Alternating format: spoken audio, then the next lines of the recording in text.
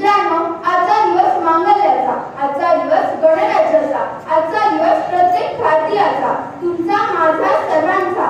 आजच्या या मंगलमय पावन दिवसाच्या कार्यक्रमाचे माननीय अध्यक्ष, व्यासपीठावरील मुख्य अतिथी, तुझ्या गुरुजन वर्ग व उज्ज्वल भविष्याचे देशदूत माझ्या विद्यार्थी मित्रांनो, मी रिया बाळूराव। मित्रांनो, जसे की आपण जाणता, आपण सर्वजण इथे एकत्र जमलो आहोत तो म्हणजे भारताचा प्रजासत्ताक दिन साजरा करण्यासाठी। भारताला 15 ऑगस्ट 1947 रोजी स्वातंत्र्य मिळाले, पण या स्वातंत्र्याला खरा आकार मिळाला तो म्हणजे 26 जानेवारी 1950 रोजी। आज 26 जानेवारी भारतीय इतिहासातील अत्यंत महत्त्वाचा दिवस। आपल्या देशाने संविधानाचा स्वीकार करून लोकशाहीतील एका नव्या पर्वाची सुरुवात केली।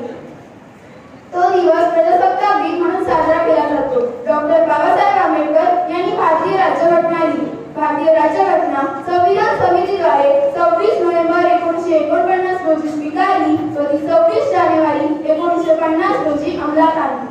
स्वातंत्र्य भारताच्या पुढील योजना काय असतील, देशाची पुढील वाटचाल काय असेल, लोकांच्या कल्याणासाठी काय करावे लागेल, भारतात एकता व एकात्मता कायम राखण्यासाठी काय करावे, या सर्व प्रश्नांसाठी भारतीय राज्यघटना स्थापन करण्यात आली। त्यासाठी एक समिती नेमण्यात आली। त्या समितीचे अध्यक्ष होते डॉक्टर बाबासाहेब आंबेडकर।